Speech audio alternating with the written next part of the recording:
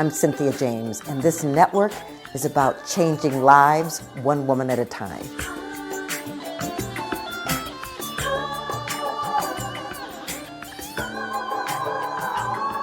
Hello and welcome to Women Awakening. I'm your host, Cynthia James, and I'm so honored to be able to introduce you to extraordinary women. You know, we see a lot of podcasts and shows about celebrity people, but I want you to meet ordinary women who are extraordinary, who've taken control of their lives, who are stepping out in the world and inviting us to come along. And so you can come back here every week and meet a new woman. You know, we're on all the platforms, Spotify, iTunes, iHeart, Spreaker, video on YouTube. Just subscribe and come back week after week. And please share the videos. I mean, these women ignite my heart. I feel so excited about what they do, and I learn something new every week. And so I'm going to introduce you to an extraordinary woman that I'm just meeting, and she's totally brilliant. So let me introduce you to her. Her name is Chantel Prat. She's a professor at the University of Washington, and she's got appointments in the Department of Psychology, Neuroscience and Linguistics, and the Institute for Learning and Brain Sciences, the Center for Neurotechnology, and the Institute for Neuroengineering. Whoa. Okay. So she's a cognitive neuroscientist by training, and her interdisciplinary research investigates biological basis of individual differences in cognition, with an emphasis on understanding the shared neural mechanisms underpinning language and higher level executive functions. I mean, her work has been supported by National Institute of Health, Office of Naval Research, Keck Foundation, and she speaks internationally. She's also been featured in a documentary, I Am Human, and her studies have been profiled in media ranging from Scientific American, Psychology Today, Science Daily, Rolling Stone, and a whole lot more. So, Chantel, welcome. I'm so happy you're here. Oh, Cynthia, I am so happy to be here. And I'm so thankful that you have this podcast and that you bring women together to be inspired by one another. Oh, Talk about thank important work. you. Well, I want to start with how you grew up. You know, were you always like interested? No, she's shaking her head. Okay. All right. So, how did you grow up? Where did you grow up? I'm so glad you asked that question because I think my husband and I are both first generation college kids. And we are both professors here at the University of Washington, and we're both a little weird. I mean, there are a lot of professors that grew up in a lab with other professors. You know, my father was a mason. He was a bricklayer, and my mom worked, as an administrative assistant, worked her way up in a food processing company. And so, I mean, I think if I were to say, how did I grow up? I grew up really curious, and I'm so grateful that people tolerated my questions and didn't say like, stop talking to me. Why does the knife sharpener work like that? If you pull the knife out one day, will it be gone? Like, how does, just wanting to understand the relationships between things and how things worked and why people were the way they were. And I think a little bit because I was so like alien, so different, I became really interested in what makes each of us tick. Yes. That was my, I guess if I were to have a calling, I've always had a lot of different kinds of friends, different kinds of backgrounds, different ways of thinking, feeling, and behaving. And it really wasn't until I was about 3/4 of the way into med school, which I kind of thought was a thing that smart kids or academic achievement kids did, that I realized that there is an organ in our body that's job is to make us us. That if you change this organ, you change the human. And just like the lungs have a job to pump air through the body that energizes us, and the heart pumps that oxygenated blood to all of our cells, the brain takes that oxygenated blood and it gives rise to the thoughts, feelings, and emotions and behaviors that we identify with. And I was like, whoa, how does that work? That was game over for me. Well, that's incredible. And I just want to acknowledge you and your husband for being first gen college students, you know. Um, it's not easy for first gens, and there are statistics that talk about the fact that they really have to struggle and they have to work hard because they don't have anything to fall back on from where they Mhm. came from. And I'm looking at you, and ladies, for those of you who are listening, you can't see, but this is a very young looking woman to have accomplished all of this stuff. Love So you. I love you.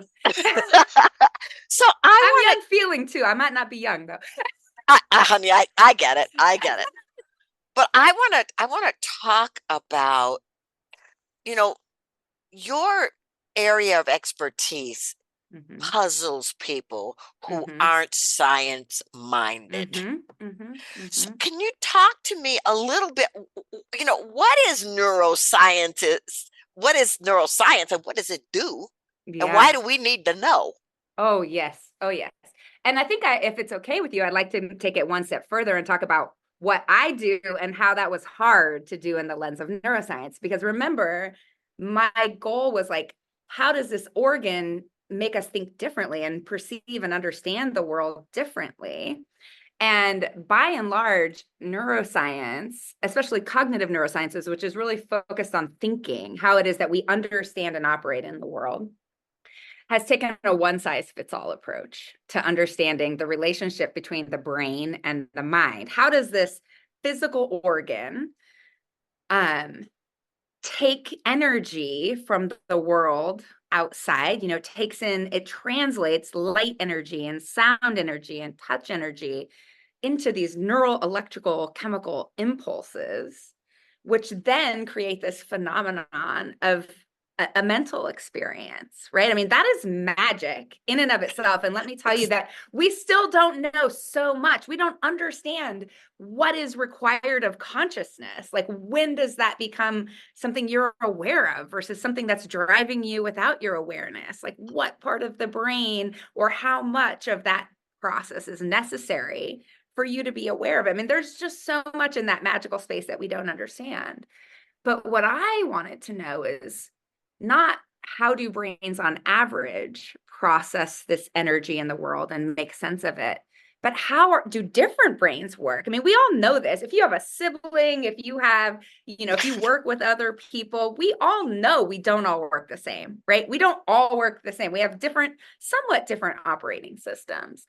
And the vast majority of research on how the brain gives rise to the mind averages across our individuality. It treats the way that people differ as noise. Um, and it describes the relationship between the mind and the brain by taking a statistical average. And if you're thinking, well, how do I, where do I relate or how do I compare myself to this average? You need to ask an important question: is who is this average based on? Who are the people in these studies that somebody is telling me this is normal or this is average? And they are largely white, Western, highly educated people in a classroom. It's such a niche and non-representative sample of humanity Yes. to start with. And then we're saying that the ways that we differ are noise. And, and we make these theories based on how the group performs. And I've just said, if we want to understand how the brain gives rise to the mind, our theories need to not only account for how groups perform or how, like, I take 20 people and I have them read a sentence or look at a face and look at how different parts of the brain light up. And I average across the different people and I focus my theory on different tasks. I'm like, our theories need to account for the ways people differ. Why, if you and I were to go into one of these MRIs and look at a face, why might different parts of our brain light up when we do the same thing? That seems really Yes. important. Yes. Yeah. Well, that is so interesting to me. And I want to ask you um, about neuropaths because I did a TED Hmm. talk and I talked about the work I had to do to change a certain neuropath Mm. in my Hmm. life that had come from a traumatic background Mm-hmm. and was recreating itself over and over. Mm-hmm. Mm-hmm. So I want to talk about that because ladies, any of you who are out there who have felt like you're stuck, it's not working, you keep repeating the same pattern. Mm-hmm. There's ways to shift it. And I want to talk about that. Oh, yes. Oh, and you know what is giving me the tingles, because this is what I'm thinking about for my next book, is really like learning, knowing, and growing as a lifetime process. And I don't know who needs to hear this, but we are all works in progress. We are all works in progress, whether you're completely self-actualized or feeling stuck. Right now, if you're able to hear my words and you speak the language and it activates a pattern in your brain is changing. We are constantly changing. And a lot of things that we feel are limitations, like forgetting or inattention or mind wandering, these are actually things that happen for you. Forgetting is a form of learning. Like if our brain is healthy, we should be changing and adapting to every new experience that we feed it. And those paths are actual connections, physical connections in your brain that reflect your experiences.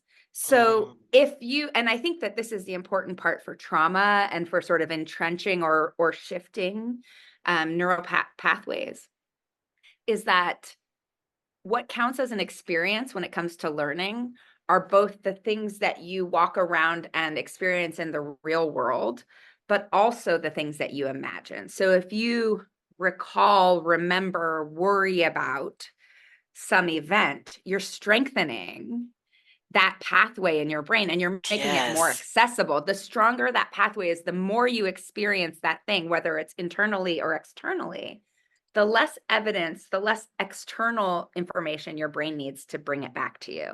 And every time you bring it back, it's a kind of re-experiencing.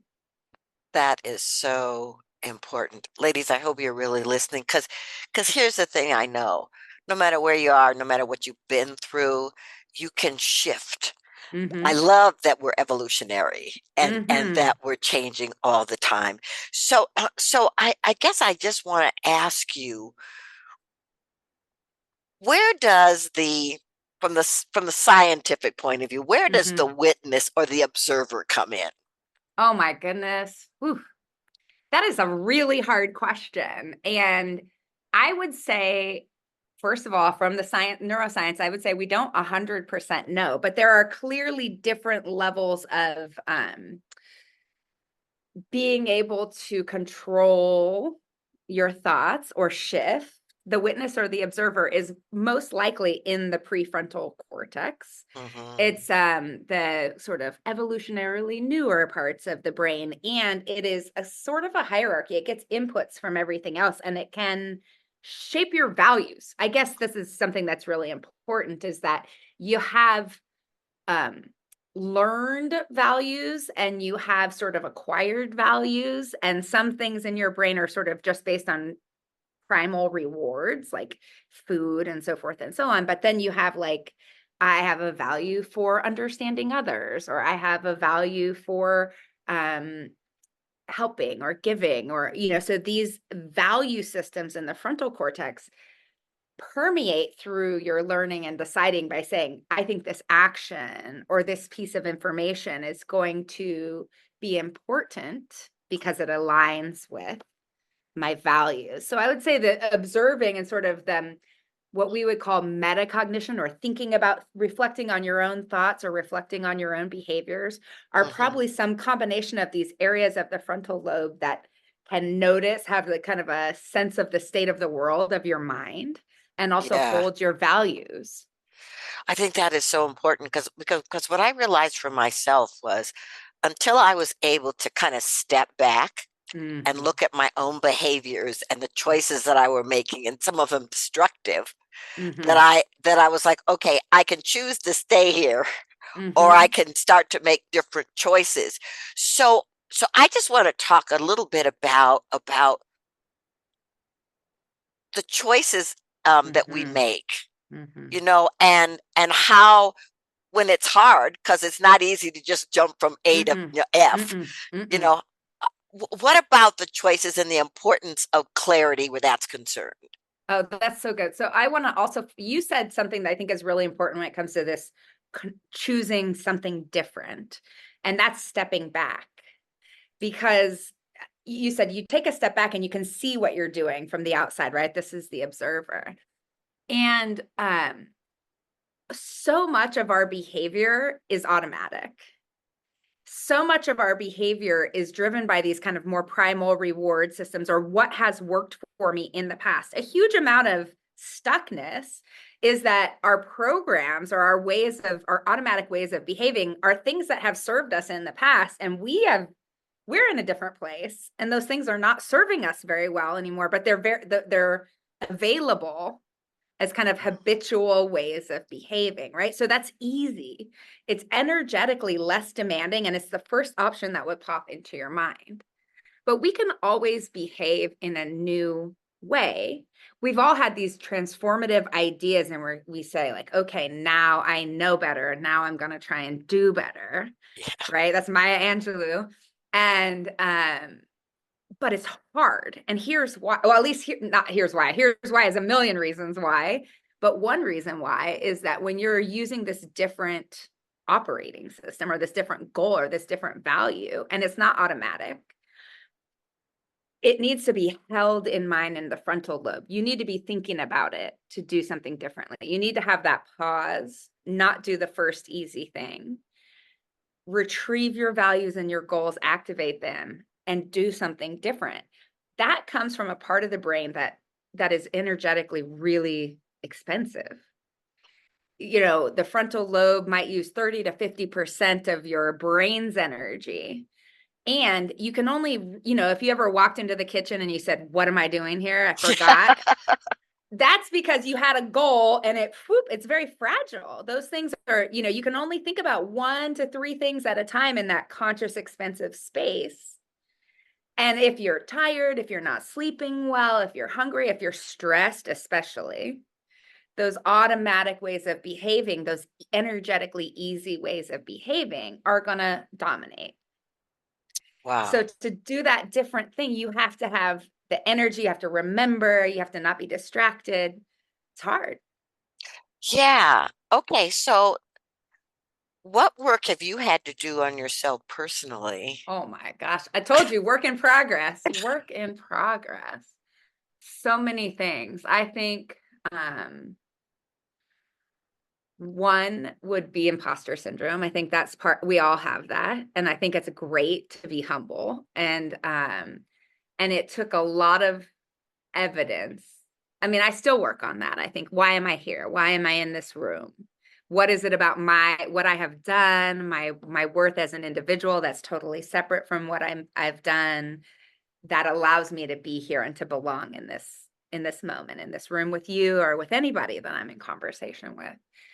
And I think that's a really great example of the difference between how I feel, the automatic sort of response to that, and my reasoning brain. I can say, like, how many times will this happen in your life before you say, "I'm looking around me, I'm in all these amazing rooms, and over, I think it's like an accident that I'm here." But, like, what is the number of times in which this makes no sense whatsoever?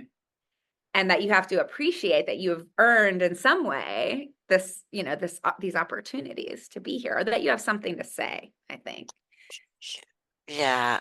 Well, I can relate to imposter syndrome. I can think of many times in my life I was like, okay, they're going to find out pretty soon that I'm not what I say I am, and it's, but it's so interesting. I love that we're talking about this because sometimes, especially people who are on spiritual paths, we Mhm. just want to leap into this place of understanding that we're taken care of, that we're whole and stuff. Mhm. And we bypass the part that's like, yeah, but the mind is doing this and it's Mhm. operating from this place and it was influenced by this environment. So Mhm. I'm excited that we're talking about, okay, I want to know, how do Mhm. people find you and your work and Oh, your books? yes. Oh my gosh. Well, please come to Chantel Prat, Chantel Prat.com. That's my website. You can find information about my book, but you can also play a bunch of brain games to figure out how you learn and what your attention is drawn by and how your brain works, which I think is a really fun thing to do. If you don't want to read the book, you can play a game for 5 minutes and get some feedback about how you work. You can also contact me there on the website. So please come to the website to learn more. Well, you're brilliant, and I feel like we could have had an all-day conversation on the aspects of all of this. But I ask the same last question of every guest. This show is called Women Awakening. And Mhm. from your perspective, what is the most important thing about women awakening on the planet at this moment? Wow, I guess ironically, it would be the exact thing I struggle with. Is I think that my passion and my goal is for everyone to appreciate that the way they are is perfect. Even though there's opportunity for growth and becoming, I think that there's growth to be done in actually shifting our beliefs about the way we are exactly as we are. And I think if women knew their power and their beauty and their perfection, the world would change for the better because we are magnificent. 100%. 100%. Well, I'm so honored to know you. I feel like you were a gift, I and feel the same. I feel the so same. grateful. And thank you, and many blessings on your next adventures and unfoldings. Cynthia, thank you so much for having me and for asking me these hard and important questions. It's great. Okay, ladies, if you missed any of this, go back and listen because she's really talking to you about starting to understand who you are and why you work the way that you work. I end my show every time by saying the same thing in a different way. You are extraordinary and you are unique. There's nobody else like you on the planet. So operating optimally is what you've come here to do so that you can deliver the gifts that live in you that no one else can do. So I'm grateful to walk this path with you to introduce you to these incredible women. And I look forward to introducing you to more and knowing that you're going to have an amazing time this year.